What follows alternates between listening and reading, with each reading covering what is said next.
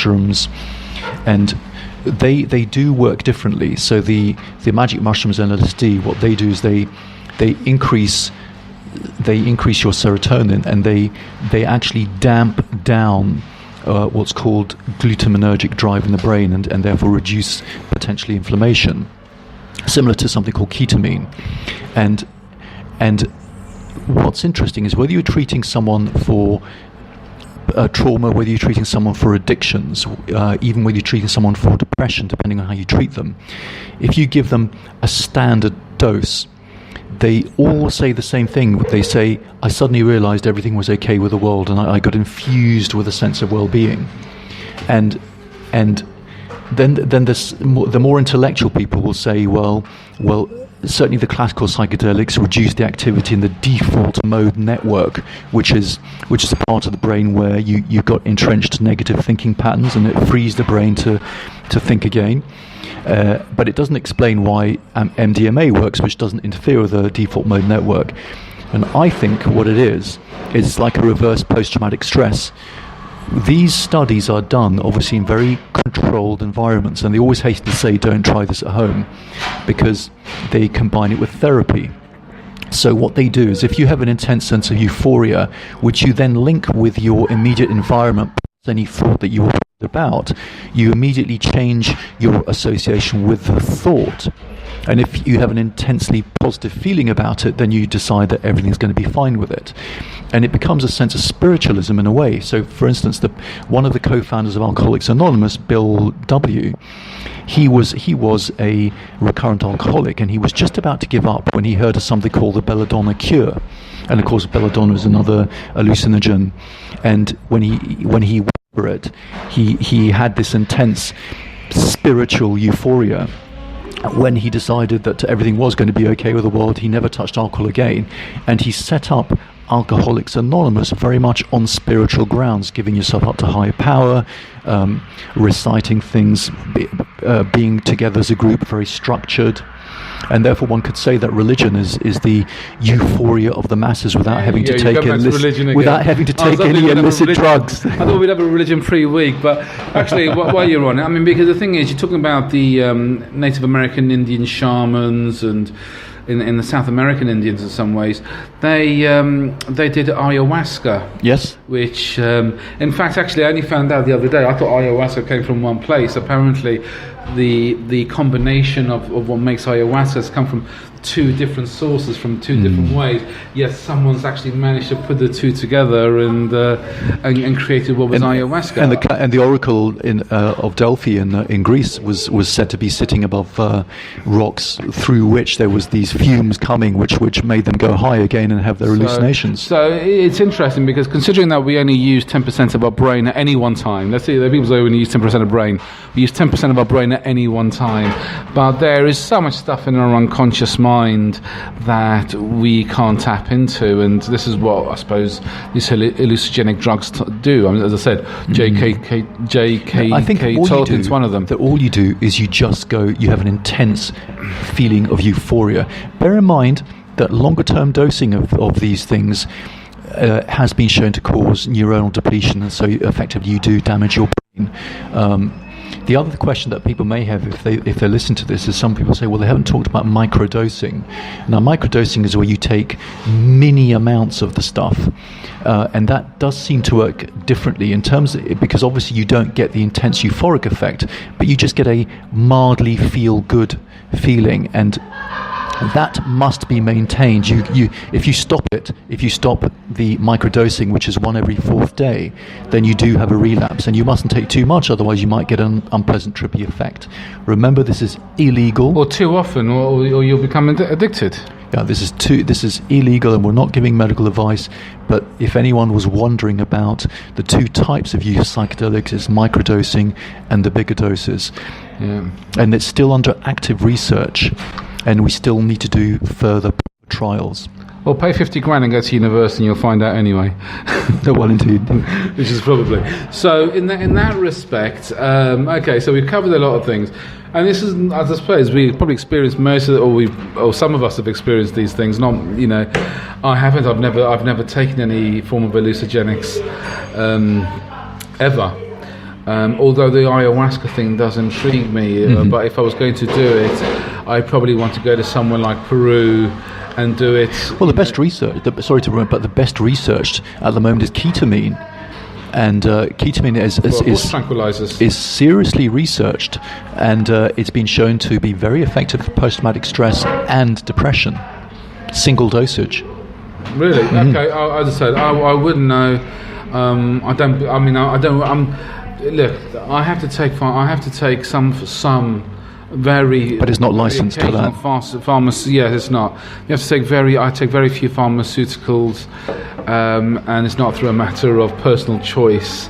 But I believe that you should always look for a holistic remedy first before you can even consider going down the pharmaceutical. Oh, absolutely. route. One shouldn't jump into it. I mean, for instance, there was this.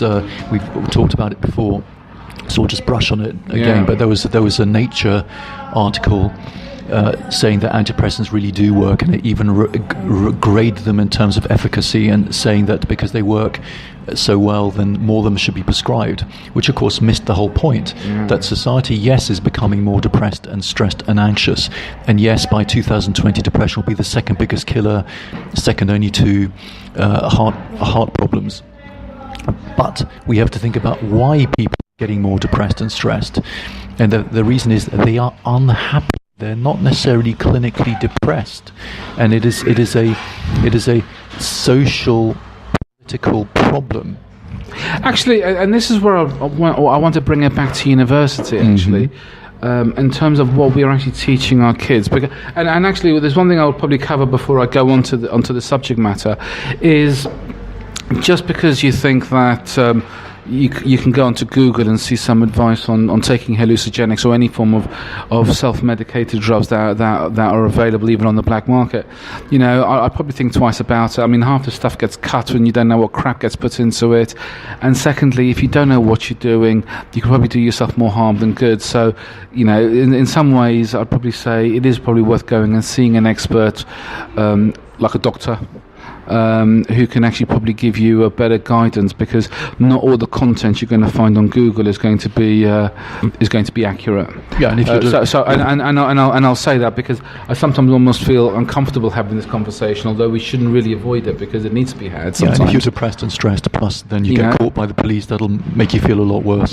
Much better go to your doctor. So you don't know, and if you're going to take an hallucinogenic, I'd probably say for some of the nightmare stories that I've also heard, is probably if you're going to do it with someone who's around you who you trust, who can actually at least be able to control some of your behaviour, if that's the way you want to go.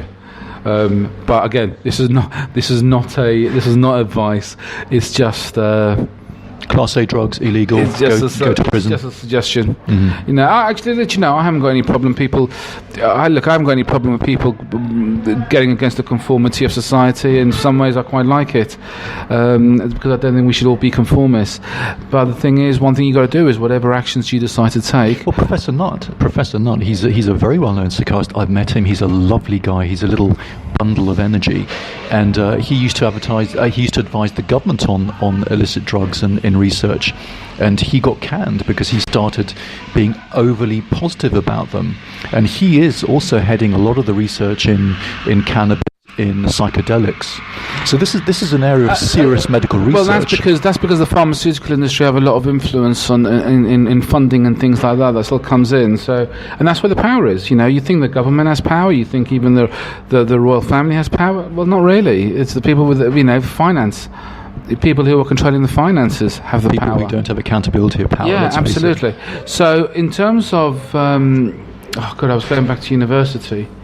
In terms, and this is the thing about university that I wanted to actually bring up, and people go, not even just university, in terms about education as a whole, and we've talked about this in the past before, and it's mainly to do with they are so looking to avoid putting your kids under pressure that once they get to the stage of further education, when they have to be self-sufficient and self-reliant and do the extra work to actually get their grades up or whatever, they don't. And now because the scores or their grades now are easier to achieve than they were like 20, 30 years ago, they're then going further into the workplace, not being fully trained. They're not articulate enough. They're not smart enough. All they've done is learn a lot of literature, which, let's face it, they don't have to spend hours in the library looking for it. They can just Google it and find a lot of the information.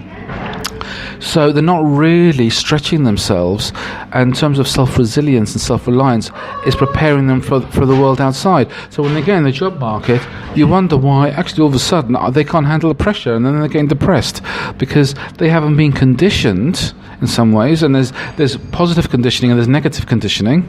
Negative is to telling people, conditioning people how to think to fit into the conformity of society, and then there's the positive conditioning, which is actually increasing your mental toughness. And what's that YouTube link you sent me from? I told you Simon Sinek. Simon Sinek. Did you actually look at it, by the way? Yeah, I mean, he basically says exactly the same things we're saying, doesn't he? Yes. Well, we could be saying the same things he's saying. I don't know. He's just better known. He is better known, but yeah, it's not rocket science, some of the information out there. But they're going into the job market. The kids are going into the job market, and they don't actually have the same work ethic because they don't know what it is. And the thing he does say, in addition to that, about the snowflakey millennials, is he also talks about social media. He does talk about social media, but in terms of actually, do you want to cover that? We've covered it before, but essentially, social media it gives you spikes of dopamine, and therefore it's exceptionally addictive. So whatever you get addicted to, you can also get addicted to social media. And once you're addicted, you don't feel you've got any control. And it's been shown that people who use social media to large amounts are also more likely to be depressed. Oh, well, there you go. And what's important for people, what's been shown in the Harvard Happiness Study, is happy relationships with your partner and your community. And a lot of that has to do with spiking your dopamine. Because if you look at your oxytocin, because if you look into someone's eyes, your oxytocin goes up, so your blood pressure goes down, and your mental well-being goes up. Do you know what the irony here in all this is?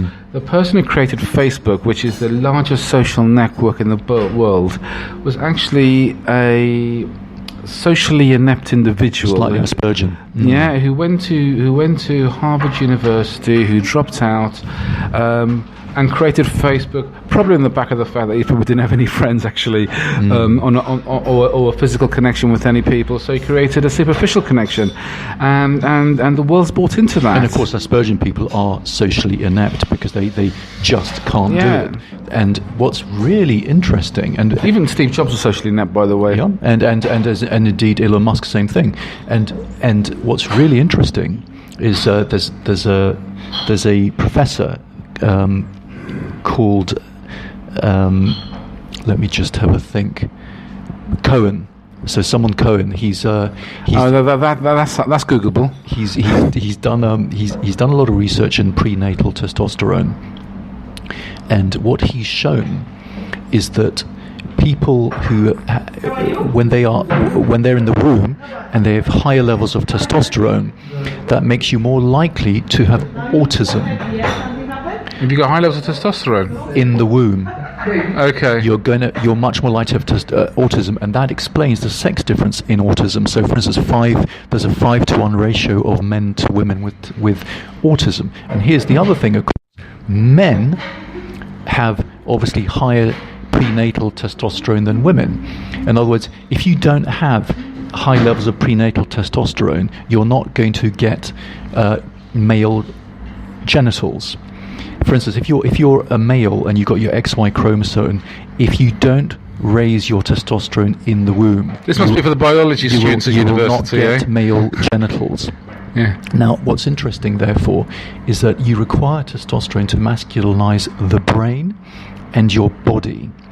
But if you have too much of it, you can then become autistic. So my theory, after reading about it, is that men are at the extreme end of Asperger's and autism, and men are completely different to women. If you have a look at kids, and the research has shown that little infants, you can predict by their prenatal testosterone exposure whether they will be interested in looking at faces, or whether they'll be interested in looking at movements, whether they'll be interested in rough and tumble play. In other words, there is clear biological reasons for the differences between the sexes, because a lot of people say that there's a sociological explanation of learnt behaviour. All right. Okay, great, guys. Thanks very much, and we'll catch you soon. We're just running out.